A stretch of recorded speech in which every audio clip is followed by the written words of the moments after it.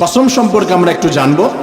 অল্প সময় হলো ইম্পর্টেন্ট কিছু মেসেজ আপনাদের মাঝে আমি শেয়ার করতে চাই। কসম আমাদের সমাজে বিভিন্ন কথার মাধ্যমে আমরা কসম করি কি করি না। কোনো বিষয় খুব বেশি তাকিদ বোঝানোর জন্য কোনো কথা আপনাকে বলছি যে ভাই আমি বাজারে গিয়েছিলাম, আপনি বিশ্বাস করতেও পারেন নাও করতে পারেন। অবশ্যই আল্লাহর কসম করে বলেছি যে আমি বাজারে গিয়েছিলাম, আমি এটি আরো বিশ্বাস করানোর জন্য তাকিদ বোঝানোর জন্য কসম হয়ে থাকে। আল্লাহ রাব্বুল আলামিন কসম করেছে কেন, বিভিন্ন কারণের মধ্যে আমি শর্ট করে কয়েকটি বলে তারপরে সামনের দিকে যাওয়ার চেষ্টা করব। আমার প্রিয় ভাইয়েরা, সমাজের মধ্যে আমাদের বিভিন্ন কার্যক্রমের মধ্যে কসম করে থাকি। ভালো মন্দ কাজ করতে গিয়ে সত্য মিথ্যা কাজ কথার মধ্যে আমরা কসম করে থাকি, কিন্তু আমাদের একটু জানার প্রয়োজন আছে সত্য কথা মিথ্যা কথার মধ্যে কসম করা যায় কিনা, আর কোনটা ধরে কোনটা নিয়ে কসম করা যায় এটা আমাদের জানার দরকার আছে না নাই। এইখানে অনেকেই কসম করে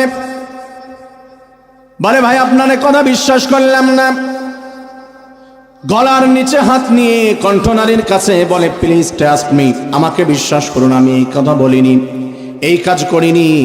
অনেক সময় কসম করার জন্য কোরআন শরীফের উপরে হাত চলে যায়, মাসজিদ ধরে কসম করছি আমি এই কথা বলেছি এটা করিনি। আমি এই যে চেয়ার ধরে কসম করছি, মায়ের মাথার উপরে হাত দিয়ে বলে মা তোমার মাথায় হাত দিয়ে বলেছি আমি এই কথা অবশ্যই বলেছি, এটা আমি অবশ্যই করব। সন্তানের মাথায় হাত দেওয়ার জন্য চলে যায়, স্ত্রীকে বলে তোমার মাথায় হাত রেখে বলেছি আমি এই কাজ করব। আমার প্রিয় ভাইরা, যে এক্সাম্পলগুলো দিলাম বলুন তো সমাজের ভিতরে এমন করে কসম হয় কি হয় না?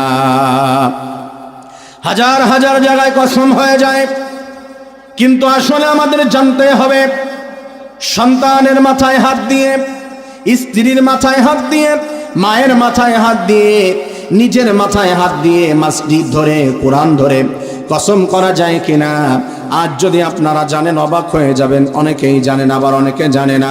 আল্লাহ রাব্বুল আলামিন তার হাবিবের মাধ্যমে জানিয়ে দিয়েছে কোনো মানুষ যদি কোনো কসম করে একমাত্র একজনের নামে কসম করা যায়, পৃথিবীর কোনো মানুষ কোনো বস্তু কোনো কিছুর নামে কসম করা যায় না, একজনের নামে কেবল কসম করা যায়। চিৎকার মেরে বলুন না তার নাম কি?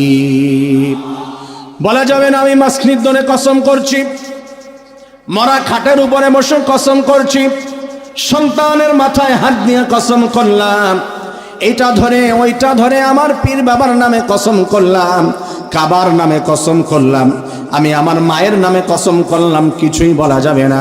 কসম যদি করতে হয় একজনের নামে হয়ে যাবে। চিৎকার মেরে বলুন তার নাম কি? আর কখনো কোনো মানুষ বা কোনো বস্তুর নামে কসম করা যাবে? জোরে বলুন কসম করা যাবে? আমরা যারা করেছি ফিরে আসার দরকার আছে না নাই? আমার প্রিয় ভাইয়েরা, আবার আমরা কসম করতে গিয়ে অনেক সময় মিথ্যা কথার উপরে কসম করে ফেলি। সে ব্যাপারও কুরআনুল কারীমের ভিতরে নির্দেশ দেওয়া হয়েছে।